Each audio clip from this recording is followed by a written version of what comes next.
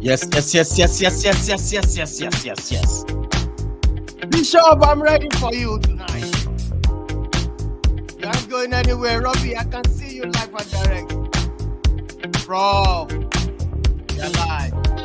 Come on, let's do this, people. ISTV crew in the building. I'm talking about EPL review tonight. Am I to that? Yes. All right, welcome everybody onto this one. Yes, in the building. I love Friday. Thank God it's Friday. How about yourself? Come on, let's do this. Break it down, DJ. Yes. All right, come on, let's go. Yes. We're back again, once again. Welcome everybody on this one. Only Continental Sport TV. Don't mess around. This is the channel. This is where it's happening tonight. We want to look at here review tonight. Will be loud. Hold on for me 1 second. Yes, let me put this one off. ISTV crew. Bishop, are you ready for me all the way from Canada? It's a Manchester United fan. They love Manchester United, but I can tell you right now, it's not love in that club at the moment. Bishop, are you ready for me? Prof. Bishop is here with me. Yes. That's how you start to yes. Wow. What is season? What is season we had? What is season? We should have been able to just see the last match, just find the live match. But maybe next season we do that. So good to be on the show. I know so many matches to look forward to for the weekend. The championship playoff. Leeds United Southampton. One of them is returning.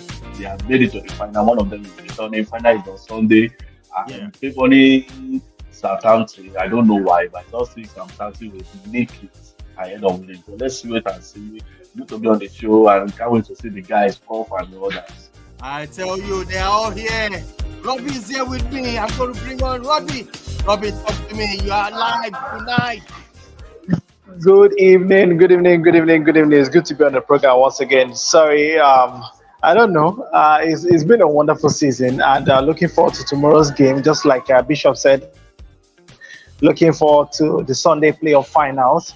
And I think for Southampton, I would love them to be back because I love that vibe at the St. Mary's. But I think they're going to probably have to they'll have to come with their A game if they really want to keep their top flight status. Not how they were shipping in goals like Rabbit that normally gives back every 2 months or 3 months. If they do that, I think it's going to be straight back to the English Championship. So it's good to be on the program. Let us talk sports.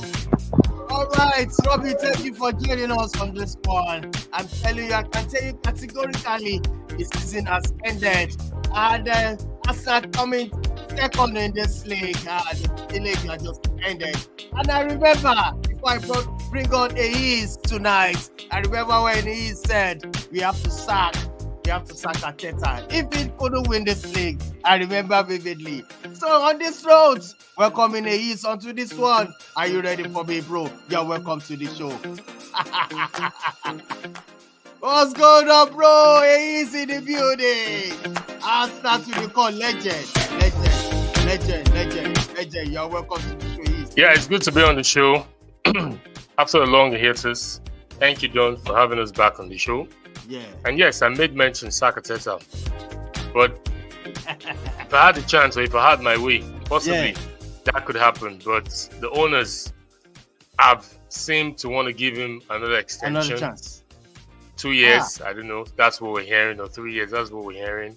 And I think believing the process, seeing how things are going, believing the project is no longer a process anymore because we've gone through that process. Now we are at that project whereby it needs to be taken. It needs to be taken to the next level. So it is what it is. Yes. Finishing second, we did well. We'll push it to the last day. Absolutely. And let's see how next season would be. Yep. All right. Also welcoming this great man. I'm talking about Prof from Chelsea. He's not happy at the moment what the club is doing at their club right now. He doesn't even understand. Topoli, what are you talking? What are you doing? Prof, are you happy? You're welcome to the show. Yo, everybody. Good evening. be back for ISTV shows, EPL review. I'm happy to be here again with the boys. As usual, that season in review. With Chelsea, I mean, we can't take a break as Chelsea. Just when we thought we've sort of salvaged the season and gotten and snuck our way into Europe. They come with this list of first listener managers and going for the sort of names you're hearing. Not so encouraging names at the moment, So, we'll see where that goes. But good to be back. Yes, it's good to be back. You can hear that from that man from Chelsea. He loves Chelsea to the core, but at the moment, he doesn't know what's going on. All right, we want to talk about this EPL review. Yes, I'm going to start with you. Well, we can say we want to do with this twists and turns for the last season. Yes, I'm going to start with you. People want to hear from you. Where is that thing? You can say 2003-2024 is a twist and turns in all those matches, in all those games in EPL. I'm going to start with you, Ace. Well, we saw the topsy-turvy between Manchester City, Arsenal, and Liverpool. I'll go in that order because that's how they left, or that's how they finished the season. Topsy-turvy, where Liverpool led for a couple of months, a couple of days, and Man City taking over. I remember one weekend, Liverpool went ahead, Man City went ahead as well, then Arsenal too went ahead, just in one weekend, one match day weekend, or match day week. And as of January, wasn't really sure, but we know it was a 3-horse race, not until March, when Liverpool just had to, like they say, the cookie crumbled, and they couldn't hold forth. After that game, I think everybody penned the Liverpool downfall to that Crystal Palace game at Anfield. Not being able to get a result. And I think I was here on the show, a couple of Liverpool fans, Steve Bates, if you remember. And then we were postulating, trying to analyze the three teams who would fall off. And I think I was consistent here. And even in other programs where I found myself, I said that with the way Liverpool are shipping in chances against opponents and also giving opponent chances, and also the third factor, which is not being able to convert chances. As at game week 30, we were seeing Darwin Núñez missing 23 big chances in the entire EPL, coupled with other strikers, Salah in between, Diaz in between, and the narrative of them missing Jota, which was a big miss, but at least Jota played 21 games out of the 38 games. That's like one quarter, and that couldn't help Liverpool. But the twists and turns ended at that match, if I'm not mistaken, where Liverpool failed, and it was now between Arsenal and Manchester City. And we know Man City, especially Pep, whenever he flips that switch, that mode is activated. And we all felt, okay, they were going to drop points here, but they kept winning against Fulham, against Tottenham. Tottenham, albeit, could have been that game where possibly if Tottenham had taken that game serious, and I'm saying this with all due respect to Tottenham fans, mentality-wise, maybe if they had followed suit, their manager, how he wanted to make a result or take a result out of the game.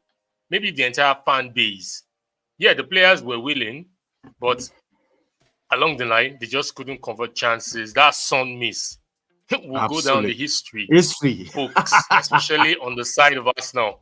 Just that one chance, just that one chance. If that one chance had gone in, crazy. Probably the whole narrative would have changed. And also, like they say, I've been telling a lot of Arsenal fans that yes, even if you look outside, you have to look within. Yes, this season we could say definition of success is relative. But I know in football nowadays, if you don't win a title, you're not successful. But like I said at the intro in the monologue of this show, Arsenal's the process started, and now it's not a process, it is a project. So it has gotten to the level where and we can see progress in a certain way. When Arteta came in, 8 FA Cup, the second season, 8, couldn't qualify for any European trophy, any European competition. The half season it took first, 8, and it won an FA Cup. The first full season, it finished 8, couldn't qualify for any European sport. The second full season, it finished 5th, losing that fourth place to Tottenham, Conte's Tottenham, and couldn't qualify for the Champions League, but made it to the Europa. Europa made it to the semi-final. Semi-final lost against Villarreal. And also the following season went toe-to-toe with Man City, but at the end of the day, with 5 games to go, couldn't hold fort, lost it. But this season, it pushed it to the last day. I know fans, naysayers, and critics, or people that don't like Arsenal will say it's not a success. But I know in the eyes of us, in the eyes of Arteta, I'm going to keep it time. In the eyes of Arteta, in the eyes of Arsenal, the owners of Arsenal, they deem it to be progress. So they take it up from there. But like I said, you have to look within. Arsenal, those games against Aston Villa, West Ham, and Fulham at home, dropping points, I think those are the penultimate games that cost Arsenal the league. But congratulations to Man City, worthy champions, forfeits, setting the record. Congratulations to Pep. All right, Bishop, don't go anywhere. Where are you walking to?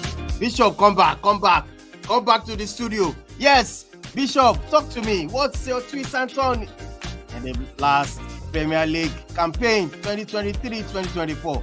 Your twist and turn. Don't tell me about Manchester United.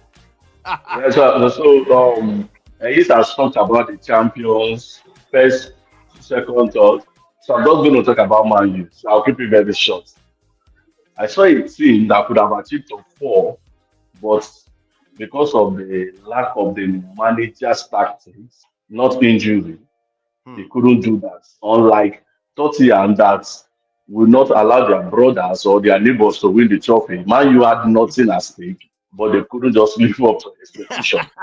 Now, for me, the board actually caused this because this is the wasted season for Man U. It was a wasted season. Now, we are hearing rumor that you are talking to the Ipswich manager. You are going back to, you are starting from not even grand level now. You are starting from, I don't know what I would call that level. So, if you trust the manager to finish the season, why are you sacking him? Why are you speaking to other managers? He's already feeling uncomfortable like this. Is hearing rumor. They're speaking to Ipswich. Xavi is out of job now. I would take Xavi as an advocate. That's me. I would take Xavi without thinking about it. But if you would appoint Xavi, why did you not just allow him to start from the bridge season? They gave Arteta a bridge season. That season really helped him. Yes, they came 8, but from that season, you could at least analyze the players to go and the players to stay. Now a coach is coming in. The coach, you have to use one season to analyze that. Which player wants to stay? Which player? Again, that's what I was saying at that time. When everything was crumbling, at that time, you should have appointed the manager. It is very funny. Chelsea fans don't see this. Chelsea finished ahead of Man U. Man U was at a point 15 points ahead of Chelsea. We were all laughing at Chelsea. Yeah, Chelsea finished ahead of Man U, not on the same point as goals, not 2 points, more than 5 points ahead of Man U. It's very I don't know why he still has a job. I don't know why that kind of manager still has a job. But the honors lies on the owner. Yeah. The new owner or the part owner. You cannot even fix the roof. You have been in the job for more than 3 months. You cannot fix a leaking roof. How long does it take to fix a leaking roof? So the turnaround of the season for me. So I'm not talking as a Man U fan. I don't care what Tottenham, Man U, Chelsea, all of you. I don't care. I need to come here and start talking about. You can disgrace us because we have already done something that is disgraceful. We're already a disgraceful club already, so he can come and say anything. He's right. He's in his place to say that. But what I'm going to tell you is Liverpool just started their phase after Ferguson. So they just started their own. And they will know how it's going to be. Because he's looking at Arsenal saying, Arteta took over and it was good. Arsenal tried 4 managers before Arteta. Ljungberg was one of the managers. Emery was one of the managers. So you can't just say, Arteta or this club. They just started their post-Fergie era. And it's going to take them time. He doesn't even know what is ahead of them. All right, let me bring on Ire. Let me ask Ire. Ire, what's your twist and turn? Don't talk about Manchester United. You're welcome to the show, Ire. Talk to me. Can you hear me, Ire? Yes, I can hear you. Can you hear me? We are going to ban you. Don't talk about Manchester. Just give us your twist. No, Man U is not even the picture. You guys finished in 8th position and the goal difference of -1. I mean, how more terrible can a season be for a supposed big club like Man United. So I won't even be talking about Man U. For me, some very vital games that I think was played a huge part in how the season ended and who became champions and who not. We had a 3-horse race up until April. Yes. And then as far as Liverpool is concerned, yes, we drew the game at Old Trafford, but I think we were still top of the table or behind Arsenal or goal difference or thereabout. But for me, the game that nailed Liverpool's coffin was the Everton game. And how painful it is that you lost or you were out of the race for the Premier League title at the home of your rivals. You know, it can't get more worse than that. For Arsenal, you have to look at the Aston Villa game. I remember the game before that was the Liverpool Crystal Palace game. Liverpool lost to Crystal Palace at Anfield just about a few minutes before that Arsenal-Aston Villa game. Yes. And before the game, Arsenal fans were singing Crystal Palace's name at Emirates Stadium, you know, thinking we've got this wrapped up. But unfortunately for them, they also took a bite of that bitter cherry on that day. So for me, that was the, you know, that was the game that they lost control of the Premier League title race to Man. And we know Man City, you can't give these guys an inch. You give them an inch at all. You can't just leave any space. They must not sniff it. Guardiola must not sense any space at all that you've given him a chance to overtake you. It has never happened in Man City's Premier League. I mean, since they've been winning the title, even under Pellegrini, you give them that space. We saw under Mancini as well. The game at Man United where Company scored 1-0. You give them that space and they take an inch. And they for Man City, it was the Tottenham game, which, yes, we are talking about a couple of chances. I actually think Tottenham played very well on that day. It was actually shocking the way they played. They were up for it. They really wanted to win, the manager and the players. But they missed those big chances and they paid for it as well. So for me, those 3 games were very critical into who became champions and runner-up as well. All right, I'm going to switch over to Prof. Prof, talk to me. Chelsea. What's your twist and turn in this last campaign? I'm talking about the Premier League 2023/24. Yeah, like Eric said, for the title, you know, a lot of twists and turns. We could stay the Aston Villa game, like you said. I thought Aston Villa beating Arsenal home and away was a shame. You know, to lose to your former manager twice, you know, home and away. I think it dealt them a very big blow in this title race. You know, I think they lost the league by a small margin of two points. So we can assume that if they probably won one of those games, they'll be champions today. Another twist and turn, obviously, was the Ortega substitution at the Suns 1-on-1. You know, I personally think it was maybe Ederson. Who knows? Maybe it wouldn't be able to catch the ball. Ortega made a great save, and that was a very, very huge twist. Yeah. That could have really put that guy into cities. I mean, Man City could as well still come out and beat. They could have well still gotten another goal in that match, but you know, it would have given Arsenal a huge chance. For Chelsea, I think the twist for Chelsea, because they've been shambolic for the better part of last season, but just to find their way ahead of Man U, ahead of Newcastle, and get into potentially an Europa League position was for me the substitution that Mauricio Pochettino made halftime against Aston Villa, where he inverted Cucurella, and Cucurella started playing inverted the fullback, very close to Caicedo, which allowed Gallagher go front and operate with Palmer. I think that, for me, changed everything tactically for him. We found that maybe he stumbled upon it because Enzo Fernandez was out injured with an ear injury, so he had to look for another way to play, and he got that spot on. And ever since then, Chelsea did not look back. They secured the point against Villa, and they won their last 5 games. So for me, that was how they got into the European position because of that change. Because since then, you know, Chelsea looked better, transitioning and defending as well. So for me, that's the twist. That's the major twist how Chelsea got into Europe. All right. Robbie, I'm going to call upon you before I call upon this great man from La Liga. I'm talking about Mark, who is joining us all the way from Canada as well. We want to hear from you about La Liga. You know, a lot of things that be happening right now. I heard about Xavi being sacked. The moment Flick is coming on. But then, let me hear from Robbie. Robbie, you're live. Talking about the twist and turn for the season, there were a whole lot of them. I think this season was one of the most enjoyable seasons we have seen, regardless of the fact that Manchester City more or less made a mockery of the efforts of every other team. And I think a couple of us have talked about it. That was since last year, saying that once City go on that run, it is almost impossible to stop them. And we saw how it panned out from January up to this point when they were able to get their hand on the title.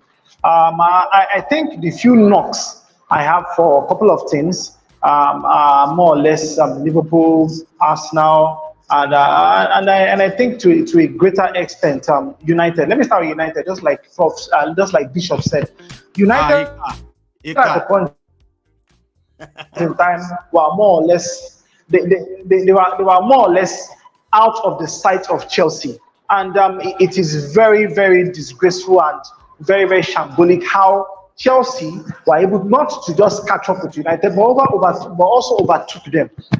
For the past 15, 16, 17 years, I have never seen United have a negative goal deficit. Never. In the past 15, 16, 17 years, I have never seen that happen to United before. And to see such happen in this era just tells you how very low the team have sunken. And just like Bishop rightly said, look at the leaking roof. I did not even pay more attention to it. I only saw that video on TikTok and I was just laughing. And like Bishop said, how long does it take to fix a leaking roof? If that roof was the house of anybody in that team, talking about the Man United hierarchy, is it going to take them 3 months to fix it? Is it going to take them 2 months to fix it? The answer is no. So I don't understand. I think the people who have more or less taken over the club really don't have the best interest of the club at heart. Then it brings me to the issue of the manager. There was a news that came out today. I think it was Puff that posted the news saying that United might sack Erik ten Hag regardless of the result of the FA Cup. I will tell you something today. United will not win that match tomorrow. And I will tell you how that game probably might play out. Man City are not in a hurry to play that game. Why? Because after that game, they don't have another game they want to play. They are not in the finals of the UEFA Champions League. So they will take their time tomorrow and beat United. They don't even mind making sure that game drags on into, if it's possible, extra time or penalties. But they don't play penalties in the FA Cup final. They don't play extra time in the FA Cup finals. They will take their time tomorrow and they will beat United. So what United do after that game is now left to them. Are they sticking with this manager, or are they going to go with somebody else who can more or less turn the club around? For a manager who does not understand the philosophy of the club, I think it is very, very terrible. And that is one thing that teams right now are making sure that they tick that box. For somebody like Jurgen Klopp, he never grew up in England. He's not an Englishman, but he has been able to understand the philosophy of Liverpool, transmit it to the players he met on ground, and of course, made sure that even those he signed were able to understand the philosophy of what the club stands for. And you can see the passion, palpable in how this team plays. Same thing as Aston Villa, same thing as other clubs around England. So going forward, I think for this season, it has been a wonderful one. Liverpool could have done better. Arsenal, I think Arsenal are coming up. Next season, who knows? They might be able to get their hands on the title. Possibly, maybe they can get somebody who can give them that goal. And of course, I'll make sure that they tighten their grip around all these matches that they lost. Aston Villa was one of such games. They say you're going to win the league. I think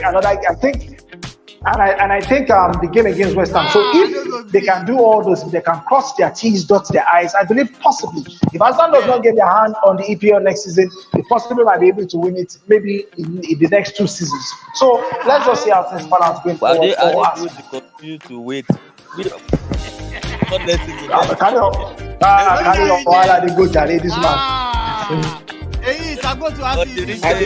Are they waiting for Pep? They're waiting for the coming of our Lord and Savior. Bishop, come to me. Manchester United next season. Watch out. Nothing they happen. Now, there is. So for Man United for next season, what they need to do is get a manager. They need to get a new manager. I don't care what the man does. Well, but no, McKenna is coming. This guy is coming on. No, it's a rumor. That's what I'm saying. It's a rumor that they are speaking to someone. So we've not seen any clarity on that. I can't hear you, Prof. Would you want Pochettino? Would I want Pochettino? I would never take Pochettino. I don't think he can take them to the next level. No. But I would take Xavi. I've told you I would take Xavi without thinking, without blinking. I'll take Xavi. And I don't know why they're not. Let's ask this question now. Look at this. Manager of the season, at the end of the day, it was Pep. Now look at that man I highlighted in white. That's Arteta. Can Arteta stop Pep next season? Can he be stopped? Can this man? Let's plan a coup. Can this man be stopped, Pep? I've looked at it and I've seen the way a lot of football fans, the way they rate Arteta, or the barometer of which they use in measuring Arteta. They see Arteta as a manager that has been there for the past 10 or 8 years or over 10 years. Looking at these managers you have on the screen, Pep has been there for, God knows, since 2006, 2005, starting with the Barcelona B team, graduated into the Barcelona main team. I don't have the facts, but I know it was before 2010. He took over the Barcelona senior team. Look at Jurgen Klopp. Jurgen Klopp has been there. Yeah, Jurgen Klopp has been there with Mainz. Started his, managerial. I'm sure he didn't start his managerial stint with Mainz. I'm sure he was behind the scene, working with other teams. If we were to dig into his record, but started with his full-fledged managerial career with Mainz, spent a couple of years, moved to Dortmund, from Dortmund to Liverpool. That's experience. Look at Unai Emery. We know him as to be the Mr. Europa League. He's been there, he's done it. I can't say much of this Bournemouth manager because I don't know his history. Because I heard himself and Arteta were classmates. Yeah, school teacher back then. Yeah. So I know both of them started this whole football thing when they were young, and up till now, look at where they are. Good luck to them. So a lot of people take Arteta as, going head to head with Pep and Klopp, seeing them as if they're in the same ilk. Can Arteta stop next season? Yeah, let me just. I'm trying to lay the foundation. I'm trying to lay the foundation before I address your question. I hope I don't take a lot of time. So a lot of people measure him in the same ilk with Pep, Klopp, and Unai Emery. These guys are his father when it comes to football management. They started it way before he even thought about it, and we all knew. Arteta started his coaching lesson with Wenger when he was in Arsenal, even with what's his name, David Moyes, when he was at Everton, because he knew there was going to be a manager someday. Then when he came to Arsenal, he started with Wenger, and when he retired, Pep, in his own volition, went directly for Arteta. He said he wanted Arteta to be his second man, and we all know the rest is history. But what point am I trying to make here? A lot of people put Arteta in that pedestal, seeing that for you to compare him with Guardiola, he must do what Guardiola is doing. He must match up with what Guardiola is offering. He must match up with what Klopp is offering. And I think a lot of people are not giving Arteta credit because this is his first managerial job. And in the first 4 years of your managerial job, you're going head on with a juggernaut, a behemoth in Pep Guardiola. Pep Guardiola is the GOAT. We all know, nobody can argue that. He's the GOAT of all managers in this time. But for this guy to have decided to say, okay, from this my little corner that I've started my managerial career, this is the person I am facing. Unfortunately for him, imagine if Pep was not in the picture, maybe he could have had his way. But now Pep is in the picture. Pep taught him, Pep told him, or Pep has taught him everything he knows, or most of the things he knows. Even if he has tried to outwit Pep one or twice in different occasions, the FA Cup semi-final, which defeated Pep, but does he have the mentality to stop Pep? And like we all know, in the EPL, is not about you beating Pep. It's about you handling those other games. The season, Klopp won the EPL for Liverpool after 30 years of waiting. Klopp lost to Pep. He even lost to Pep home and away. That season, he won the EPL. So for me, I think the margin should not be looking at how to stop Pep. There. We didn't lose home and away to Pep that season. We won at Anfield 3-0. I know, the second leg, we've already won the Premier League. I know. And then we went to Etihad and we got. I know, sorry. But that was after we was that not the tie? Was that not the tie that was tagged? Remember Manchester United beat. Okay. No, was that not the tie that was tagged that was the last time Pep took a point at Anfield? No, that was the following season. That COVID. No, I think that was the tie because after, well, maybe we can check it out. But the point I'm trying to make is, I know the question you're directing to me, that how can Arteta stop Pep? The way he can stop Pep is by handling business with games like, see, last season or previous season. It was the games against Aston. It was the games against West Ham, games against Southampton, games against was Southampton at home and away. So if Arteta, so if this season that just passed was games against Aston Villa, games against Fulham, games against Newcastle, albeit if we could say there were contentious issues, VAR issues in the away game for Liverpool, away game for Newcastle, and an away game for Aston Villa. So we consider that as by the way. But I think those are the T's Arteta needs to cross, and those are the I's Arteta needs to dot. It's not about concentrating on Pep. Winning the league is about calculation. You can decide to lose both home and away to Pep in a full season. But what about those other teams? All those other remaining 19 teams. Those are where you should concentrate. I think that is how you let me talk one or two for what he said. The problem with Arteta was that all the managers you mentioned, including Xabi Alonso, they started with a B team. Now I'm looking at Alonso's career. He started with Real Madrid in Infantil. He coached them for 2 years. He went to Real Sociedad B team. He managed them for 4 years. He now went to Leverkusen. But nobody saw when he was in Real Sociedad B or Real Madrid Infantil A. That's the problem with Arteta. You meant Alonso. You meant Alonso, not Xavi. Alonso, yes, Alonso. Sorry, Alonso, yes. So what I'm saying is that grassroots training, Arteta does not have it. That's why he was making schoolboys mistake. So I get your point, it is true. But what is the way to stop Pep? I would say is this: the remaining 19 teams, it's not only Arsenal, the remaining 19 teams must put up something against those Man City. Look at what Aston Villa did in Etihad. They fielded a big team. That is not good enough. They would have gotten something from that game, but they just let it go. Look at what sports fans did. So there are many things that the 19 team, only Arsenal cannot stop them. I'm sorry. Only Arsenal cannot stop them. The 19 team needs to put up. I love that comment. Prof, you are raising up your hand. Quick one before we go to the big one. I disagree with Bishop in terms of the Arteta B team thing. I don't believe. I mean, Arteta is primed. This is somebody that just lost the league with 2 points. So this has nothing to do whether he had coached. He has done exceptionally well to be that close to winning the title back-to-back seasons. So I don't think if he had coached any big team or any season, I don't think that would have affected anything. Personally, Issa said it, and it's what it is. It's the fact that those games, the winnable games. Look, Pep is not holding anybody.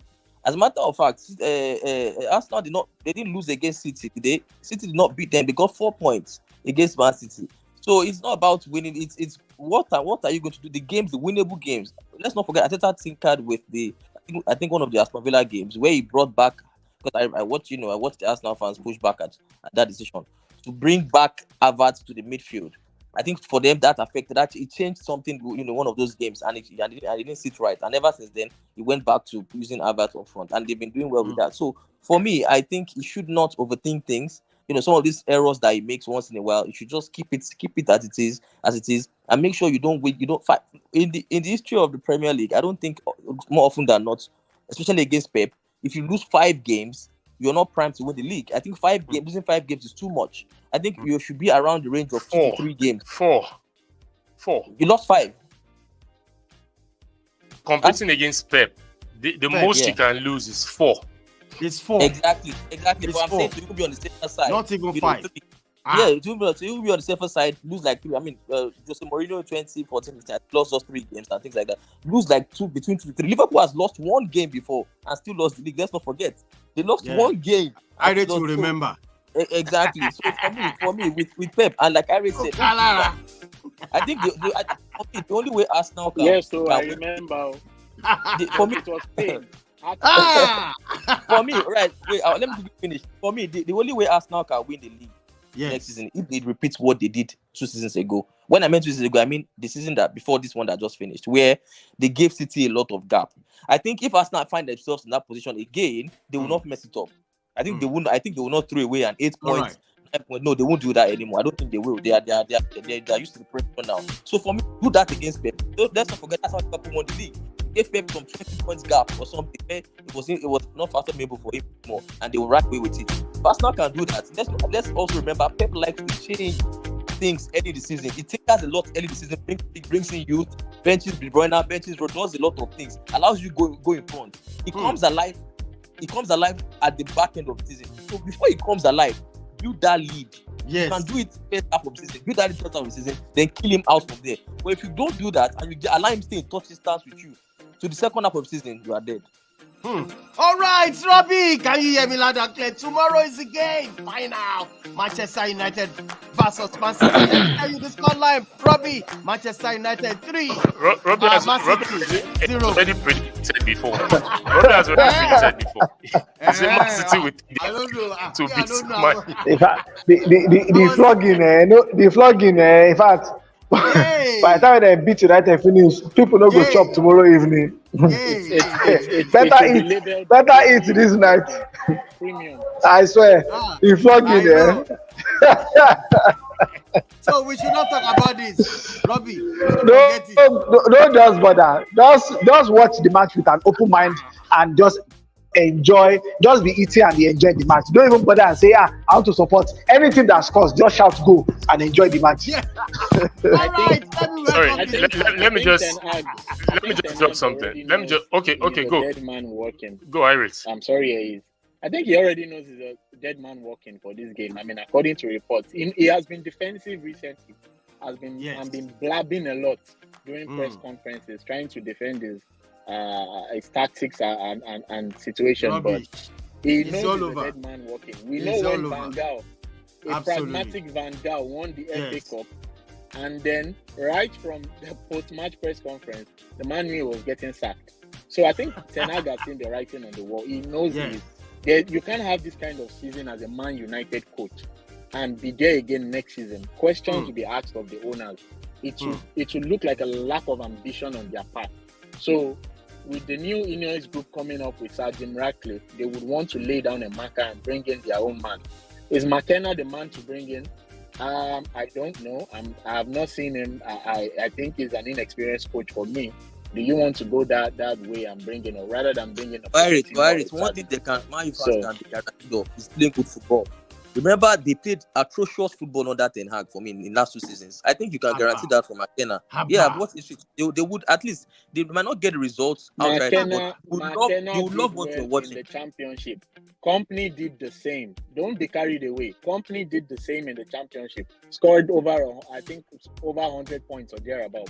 So it's a different. Yeah, but it's not the same. It's not the same quality of players now. Not the same quality of players. The quality in the championship is different from that in the Premiership. The competition in the Premiership is so tough, very tough, very tough. Exactly. The margin is so slim.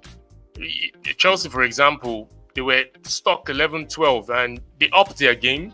And look at them up to the 6th position. So if you don't, for me, the take on Manchester United that I wanted to drop was, for me, I see a Manchester City down on the beach. Please don't come for me. You know why? Because it's my opinion. Guardiola set that target, which was the 4 P's. And ever since, they've been talking about the things they needed to achieve this season. The grand one, the grand master plan was that 4 P's, winning 4 in a row. I didn't see the FA Cup in there in the mix. I didn't see the FA Cup. FA Cup was just a stroll in the park. Okay, let's see how we're going to go. Let's see where we get to. And they found themselves in the final. yes, I know who Pep is. He doesn't like downing tools, especially when he finds himself in the final. But can Manchester United up their game? I see a bit of tweak in tactics that Ten Hag has done ever since that Arsenal match. The Arsenal game, Newcastle game, and also Brighton game. It has helped them a bit. But at least maybe that tactics, the change in that tactics could help them reduce the beating. It might not be a whitewash as Robbie has tagged it. Maybe a bit of competition in there, a bit of a fight. But I know Man City will definitely take the day. But I just want to see that fight from Manchester United. I don't want it to just be the game starting and Man City is 3-goal up in the first 15 minutes. No, it's not going to make it fun. I know Man City will carry the day, but at least put in a fight. Erik ten Hag, if you're going down, don't go down that easily. Put in the fight because you don't know where you're going to next. Who knows? Possibly another club might be watching out to say, okay, maybe we can take Erik ten Hag to come and join us. But I want a stiff competition tomorrow. I don't want a whitewash. I don't want a beat. Despite Man City will take the day. That's my own prediction. All right. Bishop, you logged out and you're back again. All right. Tomorrow is the final. Bishop, it is what it is. Everybody is saying we are going to lose, and I know you are proud. You don't care. And so, what's going on? You have something to say before we wrap up this show? I don't have anything to say about Man U. Really, I can tell you that because I don't expect anything from this guy. I'm disappointed at the owners. They talked tough before they came in, and they've done practically nothing. So I'm disappointed at the owner. I'm not even. It's not an answer that is still there. It's the owner's fault that is still there. So you can go tomorrow and approach the game. Even if he wins tomorrow, it doesn't convince me because you can win a cup. Anybody can win a cup. Anybody can win a cup. You can be in relegation in your league and still win a cup final. It's been done before, so it's not a new thing. But I expect them to put up a fight, just like he said. They're going to put up a fight. But what fight are you putting up against the Giants? This is not David versus Goliath. This is just the Ants versus Goliath, and they're going to crush Man U. All right. Bishop, hold on a second. Look at the screen. I have the team of the season. You know, so many people have said this one, this, that. But can we quickly treat this one urgently? I don't want fight. I don't want wahala. Please, that goalkeeper to be Onana. No, be say anything.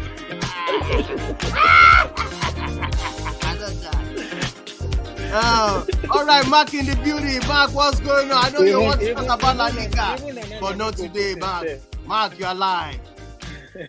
To everyone, give their opinion and their assessment of the just ended. And it's wonderful. For me personally, it's painful that Arsenal did not win. I wanted them to because over the course of last season and this season, they have really done the work. But then, they can take heart from the fact that they will be in the Champions League and new signings will come in. And there's always another day to fight. But we look forward to better days ahead. All right, Mark, you're welcome to the show. Quick one, he is goalkeeper Onana, right? Where's this guy? Irate, talk to me. You're too silent. We all agreed. So. Irate, goalkeeper. No, I'm not too silent. My goalkeeper is Martinez of Aston Villa. No. For me, it's between Martinez or for me, my options are Martinez and Pickford. It's either Onana or Raya. For me. Bishop. Well, I don't know why a lot of people are looking past Raya. I don't know why. He missed 5 games. How many games for Arsenal? And winning the Golden Glove, looking at his performance, clean sheets.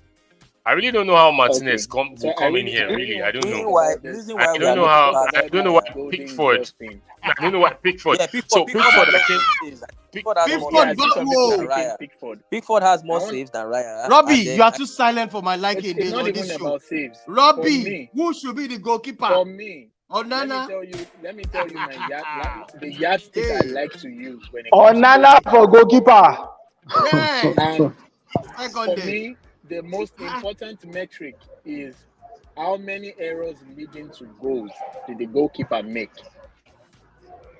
We had, I say this, we once had a pipe goalkeeper in Pepe Reina. Pepe Reina is a pipe.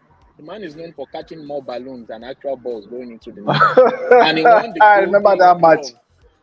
He won the Golden Glove twice. So I've said this several times, winning the Golden Glove, it's a team effort. I'm not taking anything away from the goalkeeper.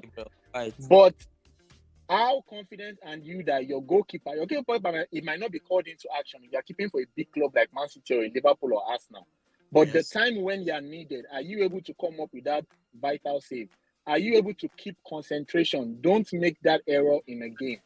And for me, I feel like the one goalkeeper, I know he also made, I think, 1 or 2 errors, but for me, the goalkeeper you can rely on, for me, this season, that I can say that I've had a very good season, is Emiliano Martinez. I just can't look past him.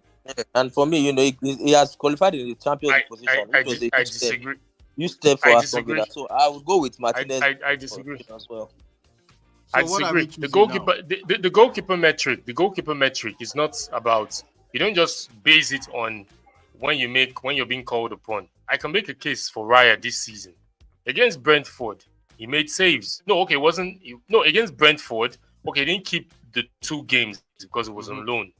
Against this game, against Wolves, away, where we won 2-0, he made a vital save.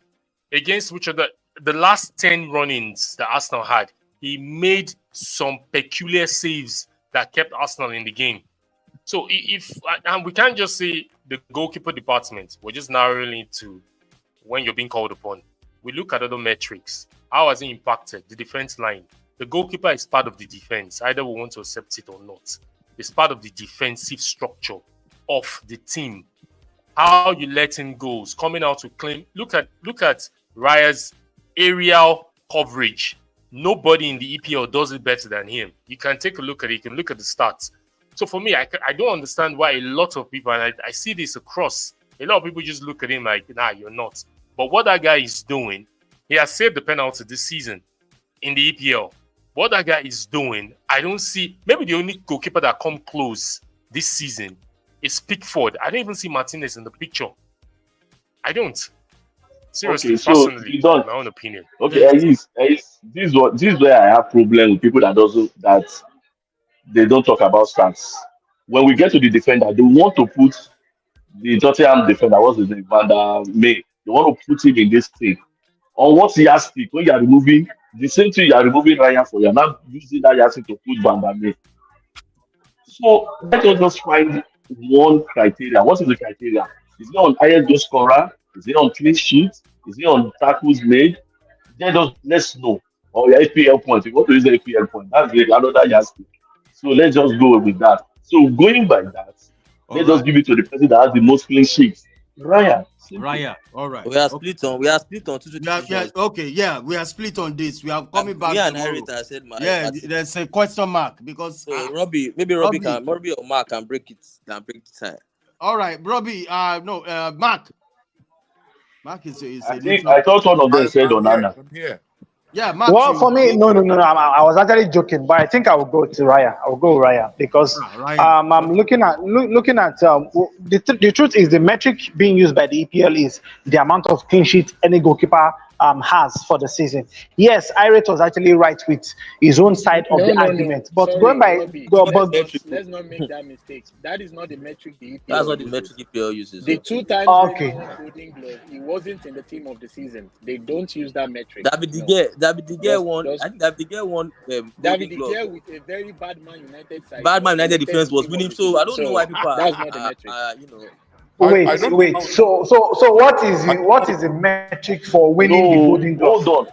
Hello. Hold on, Iris. Man, you had the joint clean sheet. Don't put the wait now. But don't worry. Wait now. So that's what I'm asking now. So what is the metric for the goalkeeper getting the Golden Glove? Is it error leading to goal? Don't be clean sheet. I don't know. It is clean sheet now. How it is done in Spain?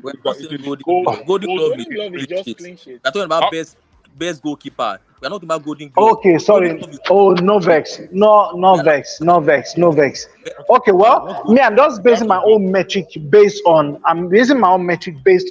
the performance of David Raya this season. Yes, there might probably have been other goalkeepers in the league that has done better. But as it is, I think I'll more or less go the metric of he kept the highest amount of clean sheets this season, and there's a reason for that.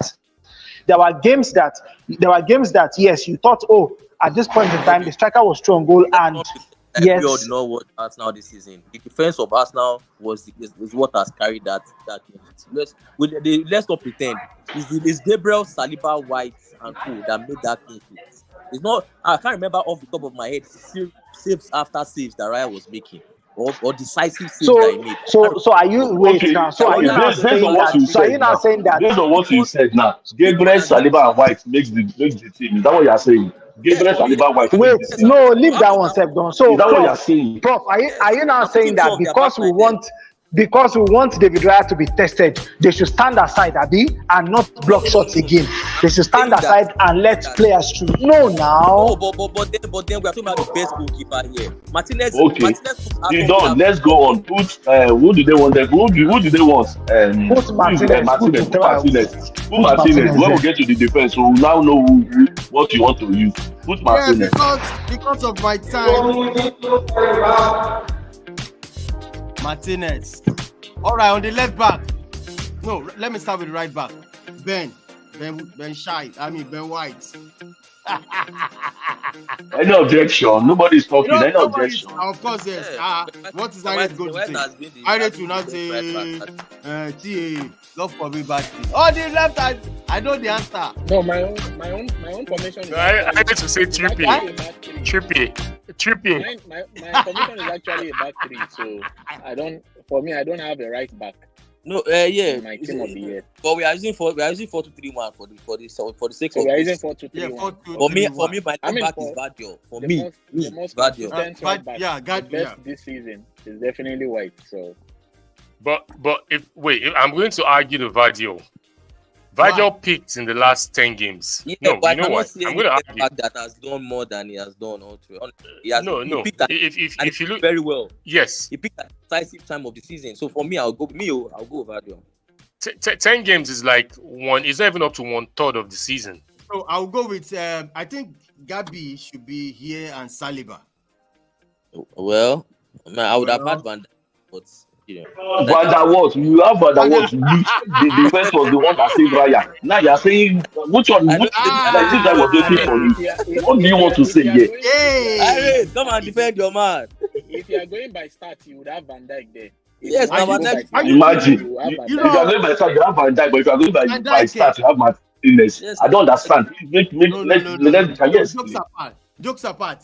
Van Dijk. Honestly, Van Dijk. I don't have a problem with people don't know it. That combination has been solid, so I don't have a problem with that. Yes, thank you, Lord. I think Jollof Price and Rodri.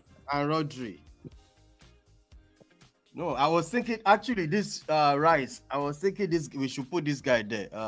We should put Mino. Yeah, Mino now. The guy. He's Magbino and he goes, yeah. So on the left, that's for me. I'll put Foden there. Yeah, Foden.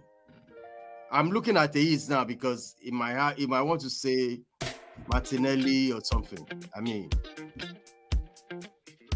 or Saka or something. Martinelli had a poor season. Had a poor season. Yeah, no, injury-wise as well. That injury he had at the beginning of the season really impacted him. Now this is where we are going to have. So that side, I think it's Bukayo Saka. That's the other side. This one, Saka. Yes. This one. Yeah. See, even when we placed, even when we placed Foden. No, calm down. Foden. For me, we know where we are going. Yeah. I would not even place Palmer in here. I will not place Palmer on the right. I will not place Palmer. Where are we going? Palmer could be. Palmer could be in. Yeah. No. Odegaard didn't really do much. Odegaard didn't really do much this season. No. He is. Don't say that. Nope. For these three, what I would have for these three, what I would have for these three, where you have Foden is fine. Palmer comes into the middle, then I'll put this Bukayo Saka on the left because with the numbers that if we look, I love what Bishop started with. Let's follow the stats. Look at the numbers Bukayo Saka has put up. Despite having a fourth season. Looking at his numbers, what of Watkins? Watkins, for me, I'm sorry, but we have to put Oli Watkins there. Unfortunately, Watkins is competing with a robot now. Haaland, that's why I would have gone 4-4-2. Let's do 4-4-2. No other guy. Foden, Palmer, Watkins, Haaland up front. Simple. 4-4-2. Now, where's going to be Ortega now? No, Odegaard is not there. Odegaard is staying. I'm disappointed. No. Odegaard. That guy plays so well. But you can remove Palmer for Saka. Bishop, talk to me now. Bishop, you're too quiet. Where's Odegaard? The question I will ask them, can this team win a premiership? This team you guys from, can this team win a premiership? Very well. Who is the playmaker? Yeah, Palmer is the playmaker. Palmer is the playmaker. Like, you guys watch Palmer, you see that's the playmaker. Yes, he is. You didn't watch him? No, he didn't have any assist. What is the assist? What is the assist? What is the assist? Have you seen Odegaard assist? I've gone and watch Odegaard assist. Odegaard doesn't have Palmer's assist, bro. Go and check your stats. Odegaard doesn't have a Palmer assist. Really? Has more goals than assists. No. Yeah, go and check your stats, bro. No. Go and check your stats. No, he has more goals, more assists than Odegaard. So what are you saying? Odegaard has one. I don't understand. So for playmaker, I want Palmer and Odegaard, and I'll play Palmer ahead of Odegaard. Bro, I'm telling you that last season he has more goals, more assists than Odegaard. So what are you saying? What's the base of that? In fact, I will play Bruno. I will play Bruno ahead of Palmer. So Bruno, I'll play ahead of Palmer. Play Maino ahead of you. So can we put Watkins? I'm disappointed. Alan. Oh no.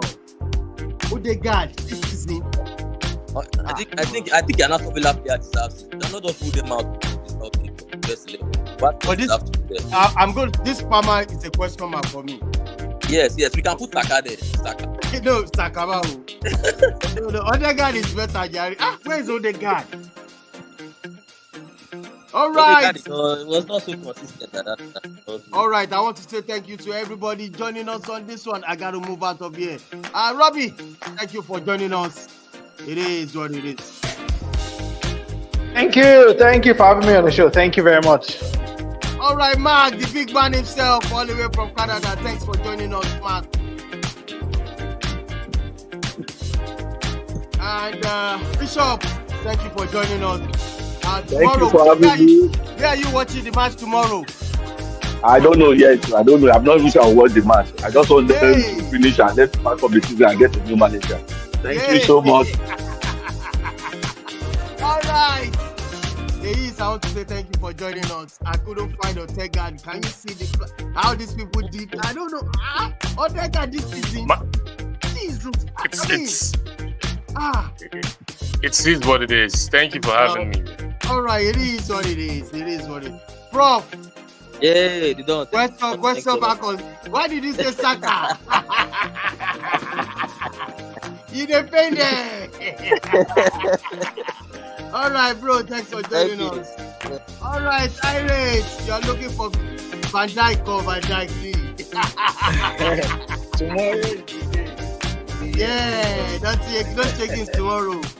No shaking. All right, thanks for joining us. Thank you. All right, bro. All right, this is how I can look tonight. I would say thank you. Shout out to everybody that's joined us. At the same time, when we come back, Manchester United will be carrying the cup tomorrow. I know what's going to happen. But thanks for joining us on this one. Bye for now.